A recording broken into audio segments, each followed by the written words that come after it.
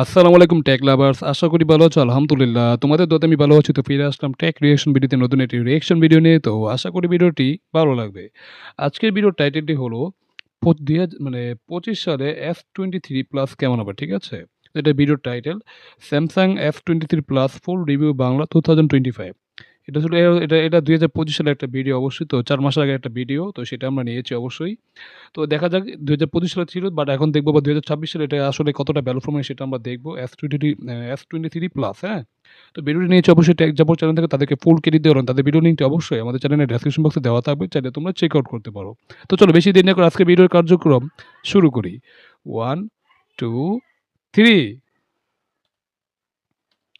এ ধরনের স্যামসাং এর ফ্ল্যাগশিপ ডিভাইসগুলো এখন কিনতে গেলে সবাই যেটা নিয়ে ভয় থাকে সেটা হচ্ছে এটার গ্রিন লাইন। এই সময় অবশ্যই, এসে অবশ্যই। প্রত্যেকটা স্যামসাং এর ফ্ল্যাগশিপ ফোনে প্রচুর পরিমাণের গ্রিন লাইন পড়ে এবং এটা নিয়ে প্রচুর পরিমাণের কমেন্ট পাই যে এরকম একটা ফোন সেটাই। সাজেস্ট করেন যেই ফোন মানে Samsung এর S সিরিজের যতগুলো ফোন মানে এগুলোর মধ্যে একটা আসলেই মানে গ্রিন লাইনের পড়ার সম্ভাবনা সবচেয়ে বেশি থাকে। বিশেষ করে যখন আপডেট দেওয়া হয়, আপডেট দেওয়ার পর কি মানে গ্রিন লাইন চলে আসে, যেটা একটা আসলে সমস্যা। তো S23 সেটার মধ্যে গ্রিন লাইন পড়ে গেলে সেটা এখন দেখার আছে। তো যদিও ডিসপ্লেটা দেখো ভাই সেই লেভেলের ডিসপ্লে, অবশ্যই এমনও ডিসপ্লে। তো চলো ভিডিওটি প্লে করি। মধ্যে গ্রিন লাইন পড়বে না এবং সেরকম একটা ফোন নিয়ে আজকের ভিডিওতে কথা বলবো, সেটা হচ্ছে যে স্যামসাং গ্যালাক্সি S23 প্লাস। ওকে। S23 এর কথা বলছি না, 3 প্লাসের কথা বলছি, কারণ হচ্ছে আচ্ছা। এইটাতে গ্রিন লাইন অনেকটাই কম পড়ে। হ্যাঁ, এইটাতেও টুকটাক গ্রিন লাইন পড়ে, বাট তুলনামূলকভাবে অন্য যে ডিভাইসগুলো রয়েছে সেটা থেকে অনেক অনেক পরিমাণের কম পড়ে, যার কারণে এখন যদি মনে করো এটাতে তো যদি আমাদের গ্রিন লাইনটা কম পড়ে তাহলে তো আসলে আমরা একটু সেফ সেফ থাকতে পারি। বাট এখন যাদের লাক খারাপ তাদের তো গ্রিন লাইন পড়বেই আর কি। আর যাদের লাক বড় তারা তো বেঁচে গেল এই। বাট এটা ডিসপ্লেটা ভাই চিন বেজেলটা একদম পুরো সুপার ফ্ল্যাগশিপ লেভেল, হ্যাঁ? তো যেটা আসলে ইমপ্রেসিভ একটা ব্যাপার। এখন জাস্ট গ্রিন লাইন না পড়লে হলো এই আর কি। তো চলো বিউটি প্লে করি। এইটা অ্যাটলিস্ট গ্রিন লাইনের যে ঝামেলাটা সেটা থেকে আপনি মানে বাঁচতে পারবেন আর কি যদি এটা নেন। তাছাড়া এইটা 2023 সালের ডিভাইস এবং এই 2025 সালের অলমোস্ট শেষ সময়ে এসে, শেষ সময় কি 25 সালের আসছে আমি জানি না, আরও 4 মাস বাকি আছে, যাই হোক। তো এই সময় এসে যদি আপনি S23 প্লাসটা কিনতে চান তাহলে এই ভিডিওটা আপনি একটু সম্পূর্ণ কষ্ট করে দেখবেন, কারণ এই ফোনের মধ্যে আমি One UI 7 এর আপডেট দিয়ে ফেলেছি এবং One UI 7 এর আপডেট দেওয়ার পর থেকে অনেক ফোনে কিন্তু গ্রিন লাইন পড়ে গেছে এবং এই ফোনের মধ্যে One UI 7 এর আপডেট দেওয়ার পরে আমি 20 দিন ধরে ব্যবহার করতেছি এবং এইটা ব্যবহার করার এক্সপিরিয়েন্স আমার কি হয়েছে সেটাই শেয়ার করব। টুকটাক অনেকগুলো প্রবলেম খুঁজে পেয়েছি এবং এই সময় এসে যদি আপনি কিনতে চান তাহলে এই প্রবলেমগুলো সম্পর্কে জেনে বুঝে তারপরে আপনার কেনা উচিত। না হলে কিন্তু কেনার পরে আপনি অবশ্যই মানে পস্তাতে পারেন যে এটা কেন কিনলেন, এরকম ব্যাপারটা হতে পারে। বাই দ্য ওয়ে, আপনি যদি এই ধরনের স্যামসাং এর কোনো ইউজড ডিভাইস কিনতে চান অথবা আইফোন কিনতে চান তাহলে যোগাযোগ করতে পারেন গ্যাজেট ম্যানের সাথে। তাদের ফিজিক্যাল শপ রয়েছে হচ্ছে যমুনা ফিউচার পার্কে। তাছাড়াও বাংলাদেশের যে কোনো জায়গা থেকে আপনি চাইলে কিন্তু কুরিয়ার করে এই ধরনের যে কোনো প্রোডাক্ট কিন্তু তাদের কাছ থেকে পারচেস করতে পারবেন। তাদের ব্যাপারে সকল কিছু ডিটেল আমি ভিডিও নিচে ডেসক্রিপশনে অ্যাড করে রাখবো। S23 প্লাস থেকে শুরু করে S25 যে ডিভাইসগুলো রয়েছে বেস ভেরিয়েন্টের ফোনগুলোর প্রত্যেকটা ডিজাইন একই রকম, ডিজাইনে খুব বেশি একটা চেঞ্জ হয় নাই, একদমই 19-20 ডিফারেন্স আসছে। আপনি যদি S23 প্লাস এই ডিভাইসটা হাতে নেন তখন ফিল করতে পারবেন যে আপনি লাখ টাকার প্রিমিয়াম একটা ফোন হাতে নিয়েছেন, কারণ এর যে ফ্রেমটা রয়েছে সেটা একটা অ্যালুমিনিয়ামের ফ্রেম এবং এর দেখে ব্যাক বোঝা সাইড এবং যাচ্ছে। ফ্রন্ট সাইডে কর্নিং গরিলা গ্লাস ভিক্টাস 2 এর প্রোটেকশন রয়েছে, ওয়াও! যার কারণে খুবই মানে আমরা মানে কি বলে উভয় পাশে কর্নিং গোলা গ্লাসে ভিক্টাসের 2 এর প্রোটেকশন পাচ্ছি, যেটা আসলে একটা গুড সাইন। আর ফ্রেমটা পাচ্ছি অ্যালুমিনিয়াম ফ্রেম, যেটা দেখতে আসলে প্রিমিয়াম লাগছে এবং দেখতে খুবই ফ্ল্যাগশিপ। যেহেতু এটা একটা অবশ্যই ফ্ল্যাগশিপ ডিভাইস, তো হিসেবে এখানে যে ফ্ল্যাগশিপ বাই দিবে এটা স্বাভাবিক, অস্বাভাবিক কিছু না। তো এটা আসলে ভালো, বিল্ড কোয়ালিটি আসলে বেশ ভালো, খারাপ না। তো চলো বিউটি প্লে করি।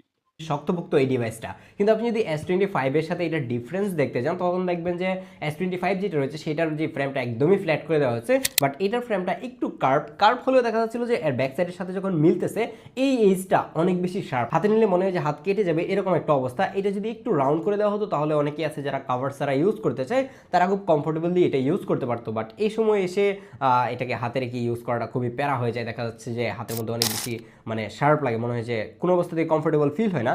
আর হচ্ছে যে এটাতে আপনি চাইলে একটা স্ক্রিন প্রোটেক্টর ইউজ করতে পারেন। আমি এটাতে স্ক্রিন প্রোটেক্টর ছাড়া ইউজ করতে গিয়ে দেখলাম যে প্রচুর পরিমাণে স্ক্র্যাচ অলরেডি পড়ে গেছে।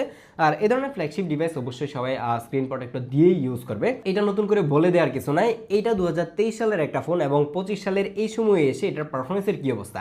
এটার মধ্যে স্ন্যাপড্রাগন 8 Gen 2 SoC ইউজ করা ওয়াও! হয়েছে। বাই দ্য ওয়ে, আরেকটা ব্যাপার আপনাদেরকে একটু বলে রাখি যে স্যামসাং এর যে S সিরিজের ফোনগুলো রয়েছে ফ্ল্যাগশিপ ফোনগুলোর প্রত্যেকটারই কিন্তু দুইটা করে ভেরিয়েন্ট হয়, যেমন স্ন্যাপড্রাগন ভেরিয়েন্ট আর একটা হচ্ছে এক্সিনোস ভেরিয়েন্ট। বাট এই S23 সিরিজটার মধ্যে কোনো অবস্থাতেই কোনো এক্সিনোসের ভেরিয়েন্ট নাই। এটা আমার কাছে অনেক বেশি ভালো লেগেছে যে আপনি যখন মার্কেট থেকে ফোন কিনতে যাবেন আপনাকে এই প্যারাটা নিতে হবে না যে আপনি স্ন্যাপড্রাগন কিনবেন নাকি এক্সিনোস কিনবেন। স্ন্যাপড্রাগন হ্যাঁ, অবশ্যই এটা একটা গুড সাইন বলা যেতে পারে, যেহেতু Exynos ভেরিয়েন্টটা নাই। কারণ এখন যদি আমরা মনে করো যে Exynos ভেরিয়েন্টটা দিয়ে দিত তাহলে কি হতো যে আসলে মানে আমরা কোনটা কিনবো সেটা একটা কি কনফিউশন এর মধ্যে থাকতাম। আর অবশ্যই Exynos থেকে Snapdragon এর চিপসেটগুলো অনেক ভালো হয়, অনেক বেটার হয়। তো সেটা তোমরা ভালো করে জানো। যেহেতু আমরা ডিরেক্ট এখানে Snapdragon এর চিপসেট পাচ্ছি যেটা আসলে একটা গুড সাইন, হ্যাঁ? আর 8 Gen 2 এটা একটা অবশ্যই পাওয়ারফুল মানে পাওয়ারফুল চিপসেট বা পাওয়ারফুল SoC, তো যেটা দিয়ে মোটামুটি রেগুলার কাজ-বাজ থেকে শুরু করে সবই করতে পারবে, গেমিং করতে কোনো সমস্যা হবে না। বাট তারপর Samsung এর ফোনগুলো কি একটু বেশি হিট জেনারেট করে, যেটা একটা সমস্যা। তো ওভারঅল দেখি ফোনের রিভিউ দেখে তারপর আমরা বলতে পারবো। চলো বিউটি প্লে করি। খুঁজে পাওয়া যায় না, এই ধরনের যে প্রবলেমগুলো ফেস করা লাগে এই S23 প্লাসের ক্ষেত্রে এই ধরনের কোনো হ্যাসেল আপনাকে নিতে হবে না। আর শুরুতে আপনাদেরকে যেটা বলছিলাম যে এটার মধ্যে One UI 7 এর আপডেট দিয়ে ফেলেছে এবং আপডেট দেওয়ার পরে দেখলাম যে একটা ফোন কতটা অপটিমাইজ হতে পারে এবং One UI 7 আই থিঙ্ক যে সবাই এটা এনজয় করবে, কারণ এটা এতটাই ইউজার ফ্রেন্ডলি ছিল এবং এত বেশি পরিমাণের কাস্টমাইজ করা যায়। এর আগে আমি কখনো অ্যান্ড্রয়েড ইউআই এর মধ্যে এই জিনিসটা দেখি নাই এবং এইটা আমার কাছে বলতে পারেন যে অসাধারণ লেগেছে এবং এটার ফ্যান হয়ে গেছি।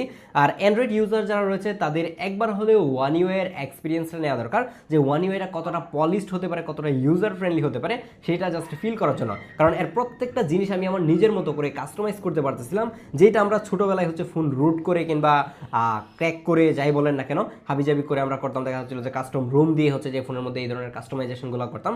তো সেই ব্যাপারগুলো এখন One UI নিজে থেকেই একদম ওপেন করে দিয়েছে যে আপনার ইচ্ছে মতো করে সব কিছুই কাস্টমাইজ করতে পারবেন এবং এইটাই আমার কাছে ভালো লেগেছে। তাছাড়া এটার মধ্যে টুকটাক বাগবাল্লুক পেয়েছি ফেসবুক মেসেঞ্জার অ্যাপে, যেটা কিনা ফেসবুক মেসেঞ্জার অ্যাপের নিজের মধ্যেই বাগবাল্লুক থাকে, এটা ইউআই এর বাগবাল্লুকের সাথে কিছু না। ভাই এই ডিসপ্লেটা দেখো ভাই, ডিসপ্লেটা ভাই বেশ কালারফুল, হ্যাঁ? আমি আগেই বলে দিই ডিসপ্লেটা বেশ কালারফুল। আর চিন বেজেলটা একদম ন্যানো রাখার চেষ্টা করছে। এখানে আবার চিন বেজেল বেশি মোটা না, চিন বেজেলগুলো সিমেট্রিক্যাল ন্যানো রাখার চেষ্টা করছে, যেটা দেখতে খুবই সুন্দর লাগছে, খুবই প্রিমিয়াম, হ্যাঁ? তো ডিসপ্লে ভাই এক কথায় অসাধারণ, যদিও ডিসপ্লের মধ্যে একটা কি গ্রিন লাইন পড়ার সম্ভাবনা থাকে, যেটা একটা আসলে ভয়ের কারণ। আর এখানে যেহেতু One UI এর তারা আপডেট দিয়ে কি একটা কি মানে যেটা আপডেটটা দিয়েছে তারা, আমার আপডেট দেওয়ার পর কি তারা একদম ইউজার ফ্রেন্ডলি কি ইউজ করতে পারছে, যেটা কিন্তু আসলে একটা গুড সাইন।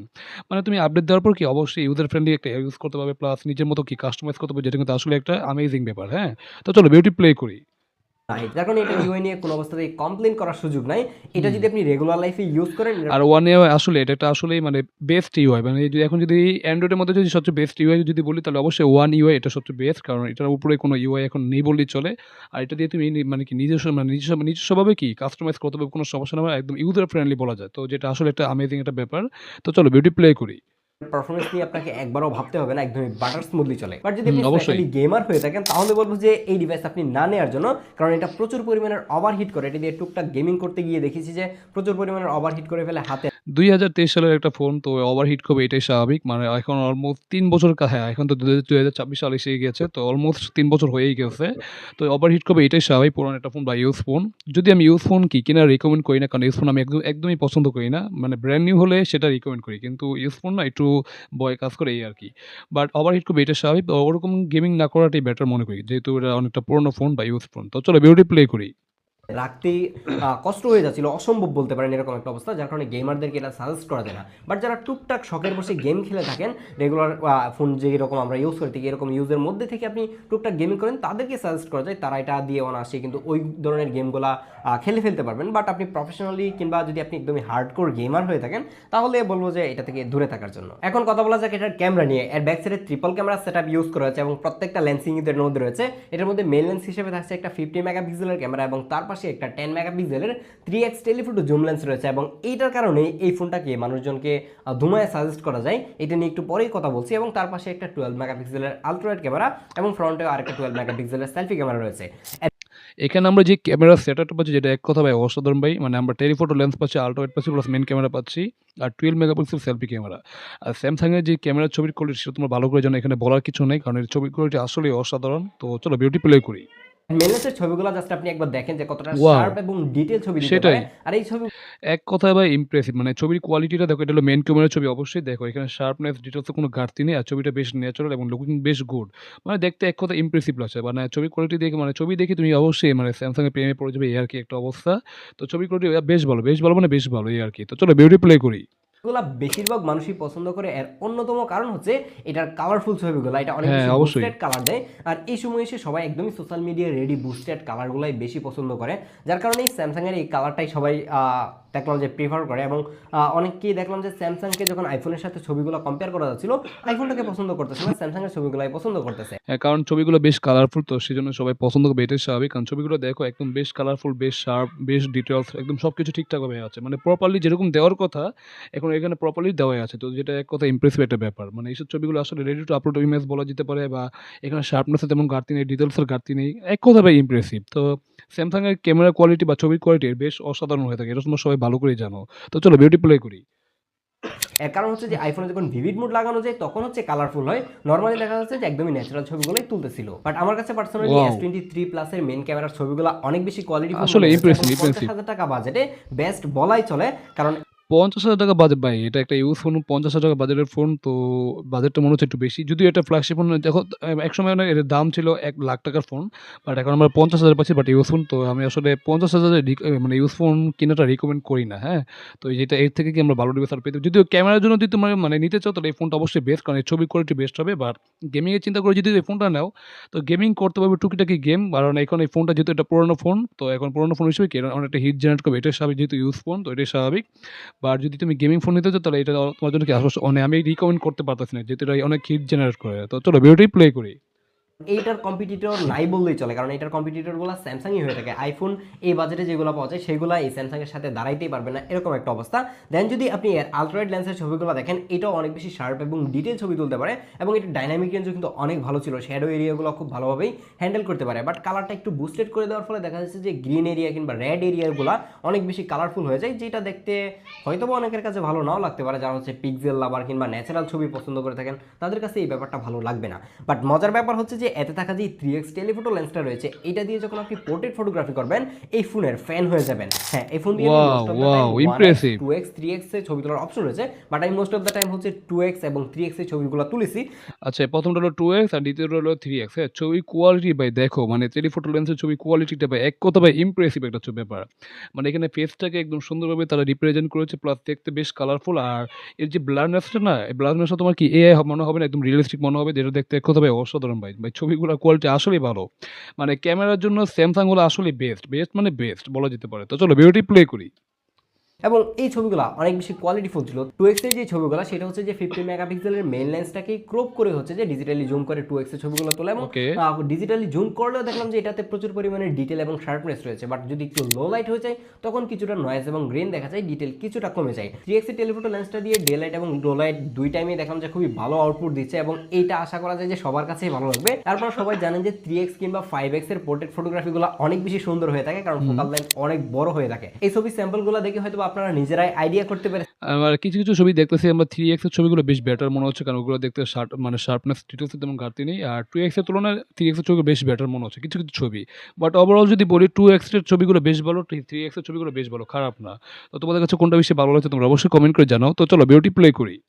যে এটা থেকে কেমন লেভেলের আউটপুট আপনি বের করে আনতে পারবেন এবং হুম। এটা নিয়ে কমপ্লেন করার সুযোগ কিন্তু একদমই নাই। সেটাই। এই ফোনটা যেমন পোর্ট্রেট ফটোগ্রাফির দিক দিয়ে অনেক বেশি এগিয়ে আছে, সেম ভাবেই কিন্তু পোর্ট্রেট ভিডিওগ্রাফির দিক দিয়ে এগিয়ে আছে এবং এটা দিয়ে আপনি 4K 30 fps এ পোর্ট্রেট ভিডিও করা যায়। তো চলুন Wow! আউটডোরে গিয়ে এটার একটা ভিডিও স্যাম্পল দেখি। আর এটা হচ্ছে S23 প্লাস এর সিনেম্যাটিক মোডের ভিডিও, মানে একটা পোর্ট্রেট ভিডিও যে অপশনটা বলে থাকে সেটা 4K 30 fps এ রেকর্ড হচ্ছে এবং এইটা আমার কাছে পার্সোনালি আইফোন থেকেও বেটার মনে হয়। এর কারণ হচ্ছে আইফোনের এইচডি দেখবেন যে চুলগুলো ব্লার করে দেয় কিংবা খুব ঠিকঠাক ভাবে ডিটেক্ট করতে পারে না, ডিটেক্টের মধ্যে ঝামেলা করে ফেলে। সে জায়গায় স্যামসাং এর ডিটেকশন থেকে অনেক আগে থেকেই ভালো, যেরকম S22 যেটা রয়েছে সেটারও এইচডি ডিটেক্ট কিন্তু অনেক ভালো। S22 দিয়ে মজার ব্যাপার হচ্ছে যে গত কিছুদিন আগে আমি একটা ফুল কন্টেন্ট বানিয়ে ফেলেছি, তো সেই জায়গায় এইটার পোর্ট্রেট ভিডিও অনেক বেশি ভালো। ভিডিও আচ্ছা, ভিডিওটা যদি বলি, মানে ভিডিওটা বেশ মানে একদম ন্যাচারাল মনে হচ্ছে। হ্যাঁ, কালারফুল না, অবশ্যই ন্যাচারাল মনে হয়েছে। আর ভিডিও কোয়ালিটিটা বেশ ভালো, মানে মনে হচ্ছে অনেকটা স্টেবল মনে হচ্ছে। বেশি একটা জিটারিং এ লক্ষ্য করা নয়, হালকা পাতলা জিটারিং লক্ষ্য করা যায়, বাট ওভারঅল ভিডিও কোয়ালিটি বেশ ভালো, খারাপ না। যারা কনটেন্ট ক্রিয়েটর আছে আর তাদের জন্য কি ফোনটা আসলে সাজেস্ট করা যেতে পারে। আর যারা ফটোগ্রাফি করো তাদের জন্য কি এই ফোনটা কি এক কথায় ভাই অসাধারণ। কারণ ফটোগ্রাফি করে খুবই মজা পাবে, ছবির কোয়ালিটি বেশ ভালো হবে, প্লাস ভিডিও মানে যারা ভিডিও ক্রিয়েশন করো বা ভিডিও বানাও বা ভিডিও বানাতে চাও তাদের জন্য কি ফোনটা আসলেই ভালো হবে, খারাপ না। তো চলো ভিডিওটি প্লে করি। আপনাদেরকে যেটা বলছিলাম যে এটা ডিসপ্লেতে প্রচুর পরিমাণে ঝামেলা হয়, ডিসপ্লে গ্রিন লাইন পড়ে যায়, পিঙ্ক লাইন পড়ে যায়। বাট S23 প্লাসের মধ্যে এই ধরনের কাহিনী খুব কমই শুনে থাকি। এটার মধ্যে ডিসপ্লে হিসেবে থাকছে 6.6 ইঞ্চির একটা ডাইনামিক অ্যামোলেড 2x ডিসপ্লে, যেখানে 120 হার্জ এর হাই রিফ্রেশ রেট পাবেন। 6.6 ইঞ্চির আমরা অ্যামোলেড ডিসপ্লে, মানে ডিসপ্লেটা বেশ বড়সড়। আর ডিসপ্লেটা ভাই দেখো এক কথায় ভাই কালারফুল একটা ডিসপ্লে। মানে স্যামসাং এর ডিসপ্লে আরেকটা জিনিস ভালো যে অ্যামোলেড ডিসপ্লে তাদের নিজস্ব অ্যামোলেড ডিসপ্লে, তো সেটা বেশ কালারফুল হয়ে থাকে, সেটা বেশ সুন্দর লাগে, হ্যাঁ? মানে কনটেন্ট ওয়াচিং থেকে শুরু করে ভিডিও ওয়াচিং যাই বলো না কেন, মিডিয়া কনজাম্পশন থেকে শুরু করে সবই করতে হবে। যেটা এক কথায় ইমপ্রেসিভ, কারণ বেশ কালারফুল লাগে, দেখতে খুব সুন্দর লাগে, খারাপ না। তো তোমাদের কাছে ডিসপ্লেটা কেমন লাগছে তোমরা অবশ্যই জানাও। তো চলো ভিডিওটি প্লে করি। তার পাশাপাশি HDR10 প্লাসের সাপোর্ট তো থাকছেই, আর এটা ওকে। পিক ব্রাইটনেস 1700 নিটস, বাট আচ্ছা। আউটডোরে ইউজ করতে গেলে এই 1700 নিটসটা একটু প্যারা দেয়। হ্যাঁ, এটার ব্রাইটনেস কম যে আমি সেটা বলতেছি না, এটার ব্রাইটনেস একদমই পারফেক্ট ছিল, একদমই ডিরেক্ট সানলাইটে চকচকা ঝকঝকা দেখা যায়, ব্রাইটনেস নিয়ে আপনাকে প্যারা খেতে হবে না। কিন্তু এই গরমের মধ্যে যখন এটাকে আউটডোরে আপনি ইউজ করবেন, প্রচুর পরিমাণের ওভারহিটের কারণে ডিসপ্লের ব্রাইটনেসটা স্যামসাং নিজে থেকে অটোমেটিকলি কমিয়ে দেয়। কমিয়ে দেওয়ার ফলে দেখা যাচ্ছিল যে এটার ব্রাইটনেসটা এতটাই কমে যাচ্ছিল যে আউটডোরে দেখতে কষ্ট হয়ে যাচ্ছিল। এই ব্যাপারগুলো দেখা যাচ্ছে যে অ্যাপেলের ক্ষেত্রে হয় না। অ্যাপেলে দেখা যায় যে ফোন ওভারহিট হলেও ডিসপ্লের ব্রাইটনেস ঠিকঠাকই থাকে এবং ডিসপ্লে নষ্ট হয় না।